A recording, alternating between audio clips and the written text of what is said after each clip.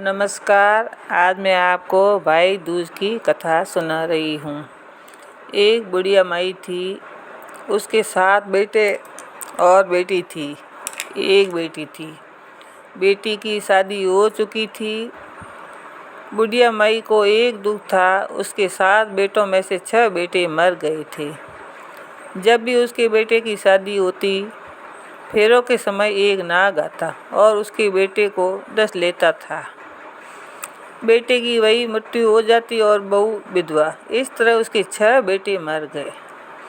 7वें की शादी होनी बाकी थी। इस तरह अपने बेटों के मर जाने के दुख से बूढ़ी माई रो रो के अंधी हो गई। भाई दूज आने को हुई तो भाई ने कहा कि मैं बहन से तिलक कराने जाऊंगा। माँ ने कहा ठीक है। उधर जब बहन को पता चला उसका भाई आ रहा है तो खुशी से पागल होकर पड़ोसन के घर गई और पूछने लगी, जब बहुत प्यारा भाई घर आए तो क्या बनाना चाहिए। पड़ोसन उसे जलती थी तो उसे सब गलत बता दिया। दूध से रसोई लेप, घी में चावल पका। बहन ने ऐसा ही किया। उधर भाई जब बहन के घर जा रहा था तो रास्ते में सांप मिला। सांप उसे डसने को हुआ। भाई बोला, तुम मुझे क्यों डसना चाहते हो। सांप बोला कि मैं तुम्हारा काल हूँ और तुझको डसना चाहता हूँ। भाई ने उसे निवेदन किया कि मेरी बहन इंतजार कर रही है। जब मैं तिलक करा के वापस लौटूंगा तब तुम मुझे डस लेना। इस पर सांप बोला, भला आज तक कोई अपनी मौत के लिए लौट के आया है जो तुम आने के लिए कह रहे हो।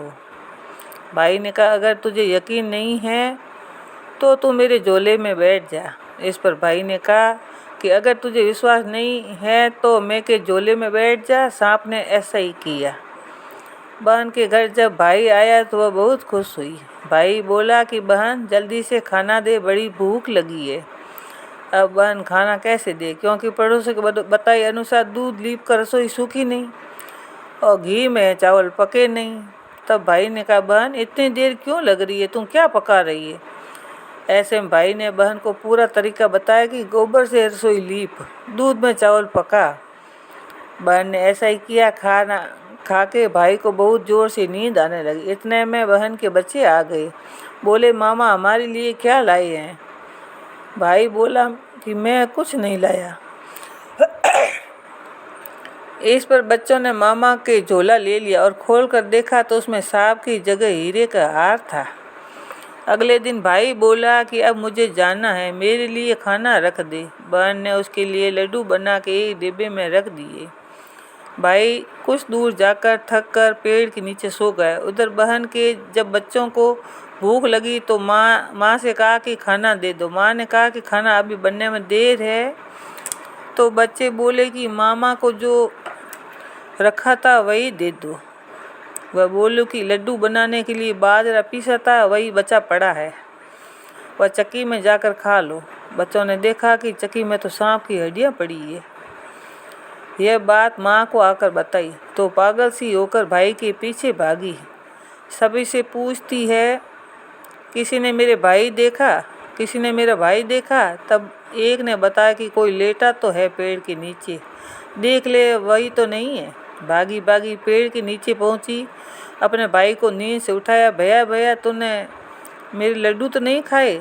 तब बहन ने भाई से कहा कि मैं भी घर तक तेरे साथ चलूँगी। कुछ दूर जाने पर उसने एक बुढ़िया मिली जिसने बताया कि तेरे भाई पर संकट है,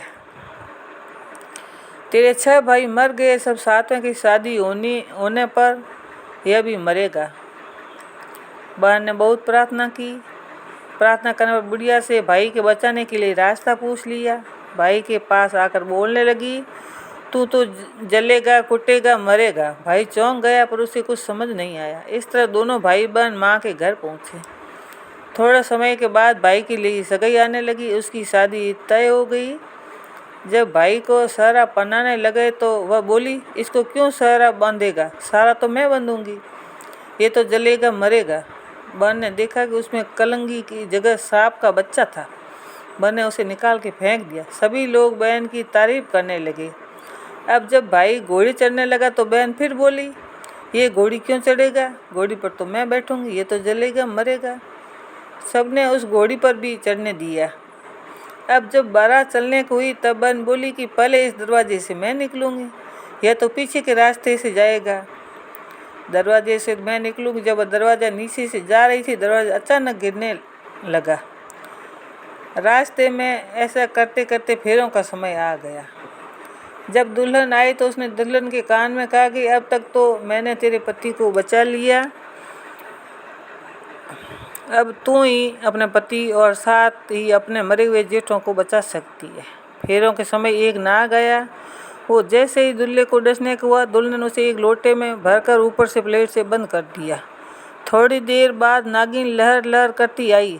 ऐसे में नागिन अपने पति को वापस मांगने आई तो बहू ने कहा, पहले मेरे 7 जेठों को जिंदा कर, और उसके बाद सभी जेठों को जिंदा कर दिया। नागिन ने उसकी बात मानी और उसकी जेठ को जिंदा कर दिया।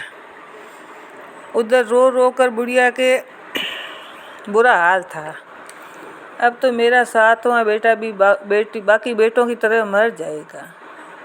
गांव वालों ने उसे बताया उसका 7 बेटा और बहुएं आ रही है। इसके बाद सभी ने उस बहन की प्रशंसा की। जैसे उस बहन ने अपने भाई की रक्षा की, वैसे भगवान सभी के भाइयों की रक्षा करना